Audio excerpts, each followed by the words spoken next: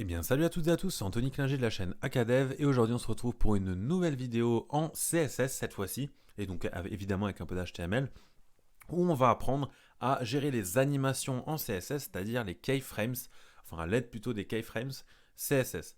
Donc déjà les keyframes c'est quoi? Tout simplement si vous allez sur Google et vous tapez keyframes CSS, vous cliquez sur le premier lien et là vous avez déjà une partie des explications sur par exemple la doc Mozilla CSS.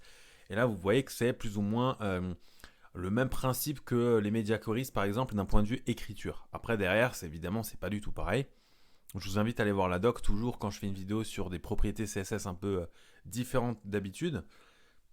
Tout simplement parce que ça va être plus simple pour vous de voir tout ce qui est possible de faire. Aujourd'hui on va vraiment voir, on va dire, les bases des keyframes pour que vous puissiez créer vos premières animations. Par exemple, ce genre de choses.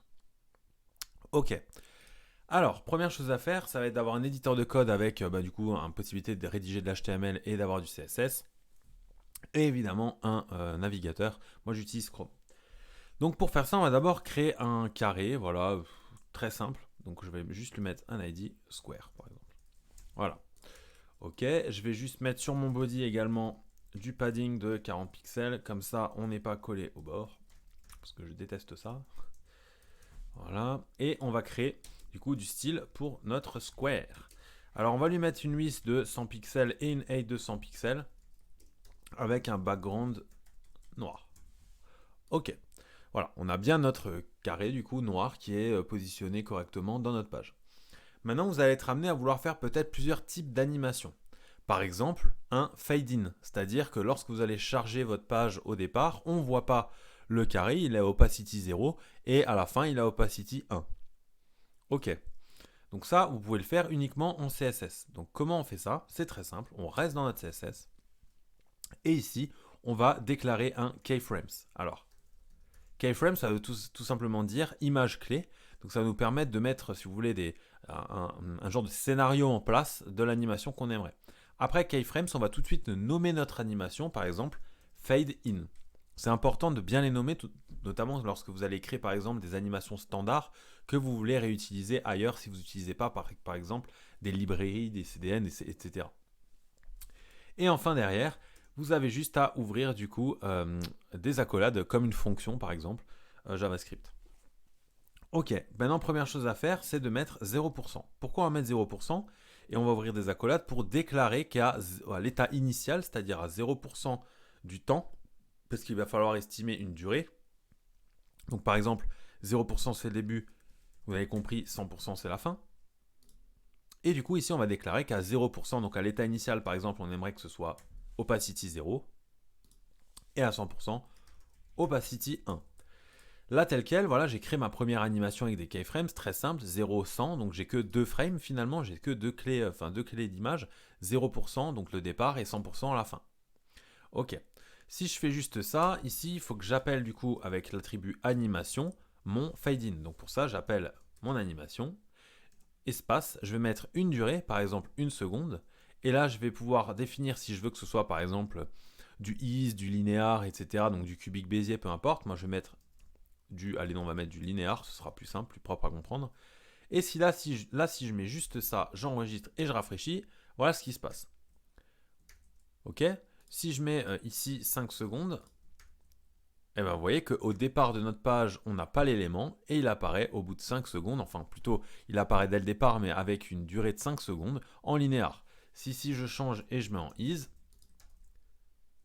voilà, vous voyez qu'il y a un petit effet au départ, mais bon, c'est vraiment pas grand chose. Ok. Maintenant, ici, qu'est-ce qu'on va pouvoir faire? On va pouvoir vouloir, par exemple, répéter avec infinite l'animation. Et là, vous allez voir que du coup, au bout de 5 secondes, tac, il va revenir à 0. Normalement, voilà. Et il recommence l'animation jusqu'à l'infini. Il y a deux propriétés qui sont très importantes à comprendre sur les animations, c'est infinite et forwards. Alors forward, ça veut dire qu'une fois que ça s'est exécuté et que ça s'est terminé, ça s'arrête et ça reste dans l'état final. Pourquoi je dis ça? Pourquoi c'est important? Parce que regardez, si j'enlève forward et que j'enlève infinite, donc par défaut, je vais mettre 2 secondes, voilà. Vous voyez que par défaut, ça reste bien à la fin, parce que notre opacité de base, elle est à 0, enfin à 1, mais par contre, si ici je mets opacity 0 et que je rafraîchis, bah, au bout de 2 secondes, il va revenir à l'état initial qui est ici. Alors que si là, je mets forward, et ben en fait, c'est l'animation qui prend le dessus sur l'état final. Donc ça, c'est très important à assimiler, à comprendre, à mettre en place, tout simplement parce que vous risquez d'avoir des problèmes si vous ne comprenez pas ça dans vos animations. En tout cas, dans le rendu optimal, il vaut mieux faire ça, je vous le conseille fortement. Ok, maintenant avec ça, vous avez déjà appris du coup 95% des animations keyframes. Ce que vous pouvez faire également, c'est rajouter une autre propriété ici, par exemple 2 secondes encore une fois. Et là maintenant, au bout de 2 secondes, en fait, il va démarrer l'animation. Donc on va mettre un délai. Ça, vous avez la possibilité de séparer, si vous voulez, ces propriétés avec par exemple animation duration, animation delay, etc. Ok, vous pouvez séparer tout plutôt que de mettre tout sur une ligne si ça vous pose problème.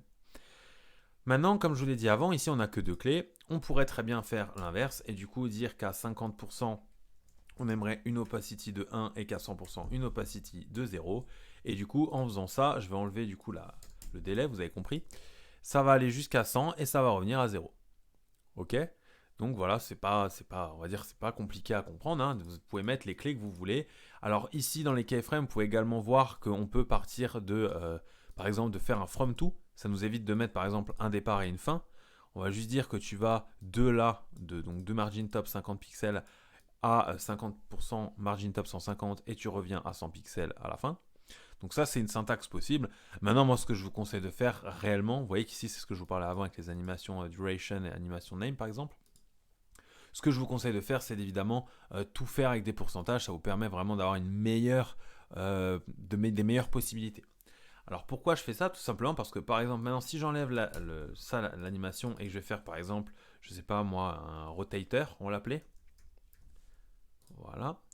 Et ici, du coup, ce que je vais faire, c'est qu'à 0%, par exemple, je vais lui dire de faire, d'être, je sais pas moi, à transform, translate,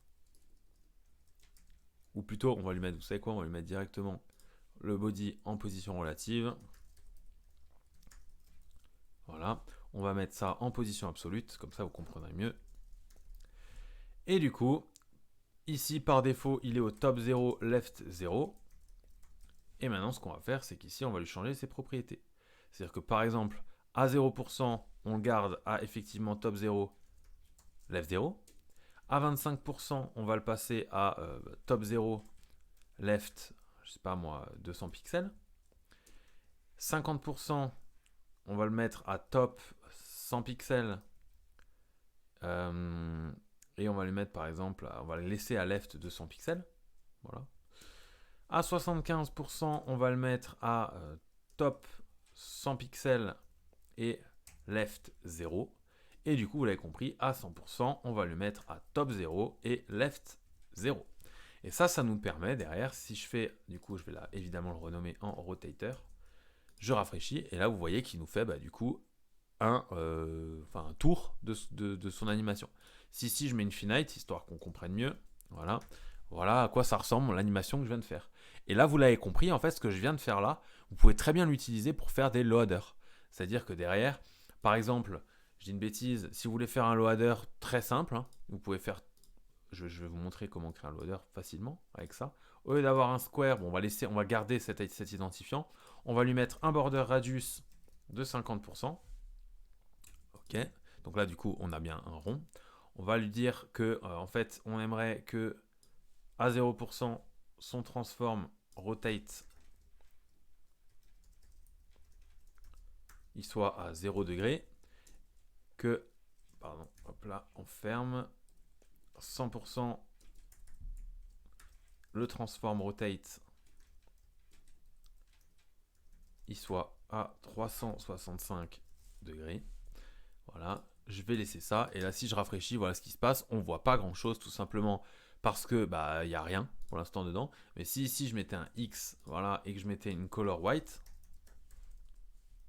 je rafraîchis. Vous voyez, hop, normalement. Alors évidemment, on voit pas parce que vu que j'ai mis un border radius hyper important, il faut que mon square, je le centre le texte. Donc pour ça, flex, align item, center.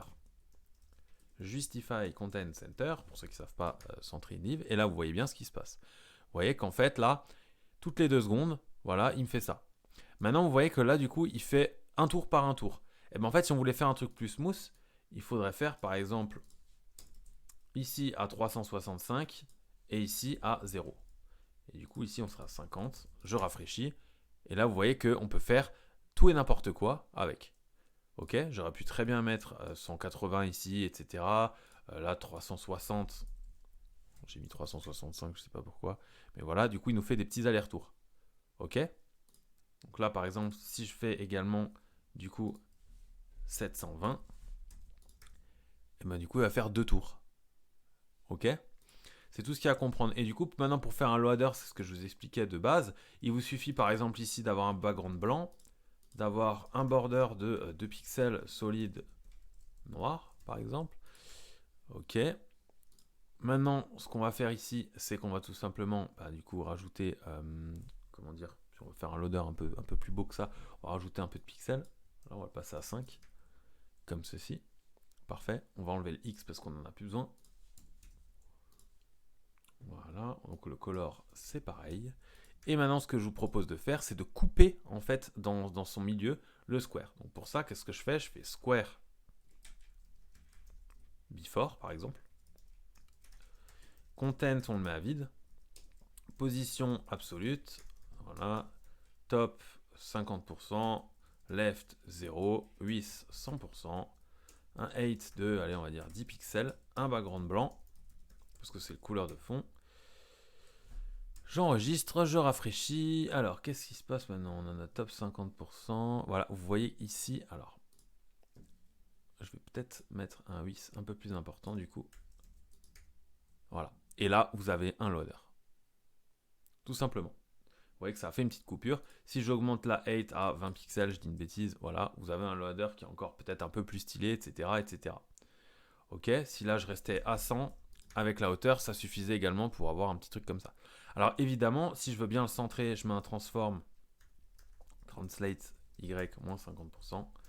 Je rafraîchis et là, il est évidemment très bien centré. Donc pour ça, maintenant, je suis obligé de mettre un peu plus des deux côtés. Et voilà ce que ça donne.